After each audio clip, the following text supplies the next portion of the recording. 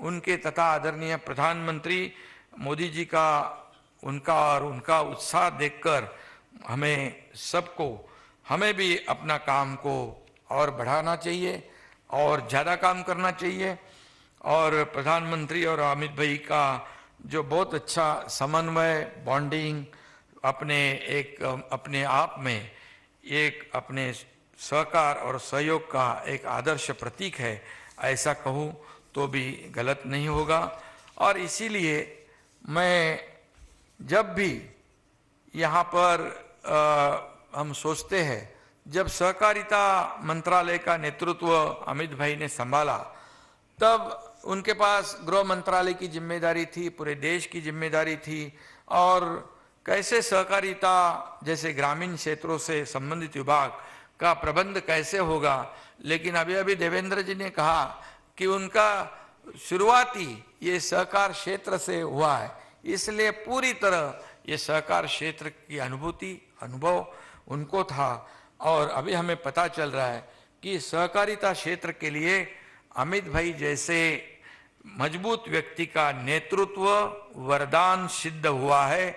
ये उनके काम से, उनके कार्य से, उन्होंने लिए हुए निर्णय से हमें दिखाई पड़ रहा है।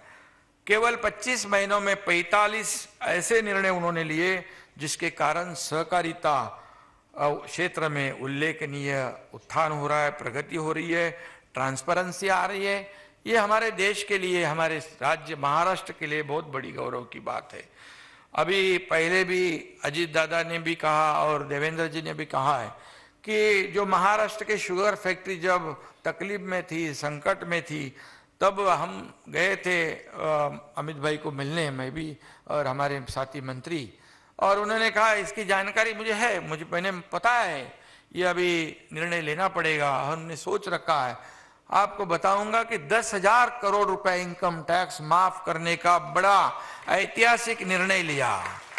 और ये शुगर इंडस्ट्री जो है, ये गन्ना खेती करने वाले किसान है, उनको राहत देने का काम उन्होंने किया। अजीत दादा ने कहा कि 15-20 सालों से ये निर्णय नहीं हो रहा था, देखते करते हैं, सोचते, ऐसा ही उनको जवाब मिल रहा था। अजीत दादा बराबर है, आपने कहा इस वक्त। और लेकिन इसके लिए भी हिम्मत होनी चाहिए होती है, धाडस पाहिजे ना आपल्याला, ह्याला धाडस पाहिजे।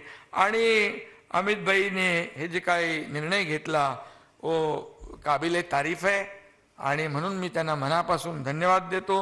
जसं त्यांनी जिस तरह उन्होंने हिम्मत से कश्मीर से धारा 370 कलम को हटाया और देश का गौरव बढ़ाया, इसलिए भी हिम्मत चाहिए। तभी भी कितने साल सोच रहे थे लोग, अरे भाई हटाना चाहिए, जाना चाहिए, लेकिन कोई हिम्मत नहीं कर रहा था। मोदी जी के नेतृत्व में अमित भाई जी ने हिम्मत दिखाई और ऐसा स्मूथ ऑपरेशन हो गया, किसी को पता ही नहीं चला, 370 गायब।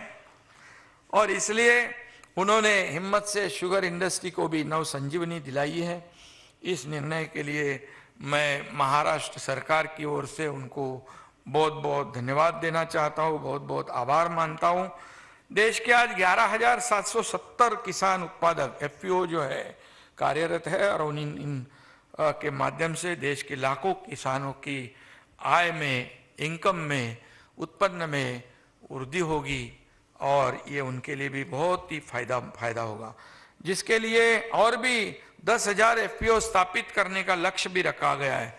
केंद्र सरकार ने उसके लिए 7,000 करोड़ का प्रावधान भी किया है। उल्लेखनीय है कि रॉ मटेरियल से लेकर प्रोडक्शन तक, प्रोसेसिंग से लेकर पैकेजिंग तक और स्टोरेज से लेकर मार्केटिंग और एक्सपोर्ट तक सारी व्यवस्था एफपीओ के माध्यम से की जाएगी। मुझे विश्वास है कि ये सारी प्रोसेस एक क्रांतिकारी निर्णय साबित होगा और देश को और राज्य को बड़ा लाभ होगा।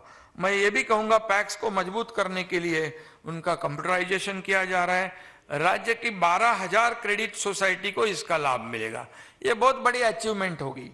और Maharashtra agri business network project के लिए भी केंद्र ने बहुत बड़ी राशि दी है, जिसके कारण राज्य के किसानों को देश और विदेश को बाजार में अच्छे दाम भी मिल जाएंगे।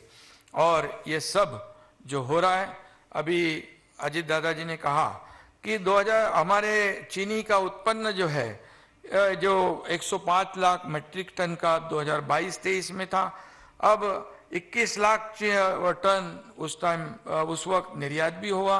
और हमारी शुगर फैक्ट्री जो है वो तेल कंपनियों के लिए 135 करोड़ लीटर एथेनॉल देने की क्षमता भी रखता है। ये भी महाराष्ट्र के लिए बहुत बड़ी बात है।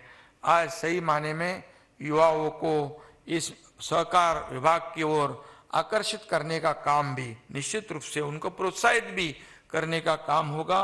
और ये भी अच्छी बात है, वो भी इस सहकार विभाग से जुड़ने चाहिए, क्योंकि प्रोफेशनल मैनेजमेंट, मॉडर्न टेक्नोलॉजी और हाई क्वालिटी कस्टमर सर्विस, यह मूल मंत्र अपनाने का काम हमारे अमित भाई जी के मार्गदर्शन में ये हो रहा है। और इसीलिए मुझे विश्वास है कि सहकार से समृद्धि, इस नारे से न केवल सहकार क्षेत्र को लाभ होगा, बल्कि कृषि, पणन, ग्राम विकास को भी इससे बहुत बड़ा लाभ होगा। बलशाली भारत का जो अपना सपना है वो भी साकार होने में इस बड़े निर्णय का बहुत बड़ा उपयोग होगा। और इसीलिए कहते हैं कि बिना सहकार नहीं उद्धार, और यही शाश्वत सत्य है। और इसीलिए जो हमारे आदरणीय प्रधानमंत्री मोदी जी का $5 ट्रिलियन का जो सपना है, ये सपना भी, ये ऐसे क्रांतिकारी जो सहकार विभाग में हम निर्णय लेंगे तो निश्चित रूप से वो पूरा होगा, ऐसा हमेशा आदरणीय अमित भाई भी कहते हैं। और इसीलिए मैं बहुत बहुत धन्यवाद देना चाहता हूँ। अजीत दादा ने कहा कि देश के हमारे आदरणीय प्रधानमंत्री जी के नेतृत्व में देश आगे बढ़ रहा है, देश नई ऊंचाई को छू रहा है।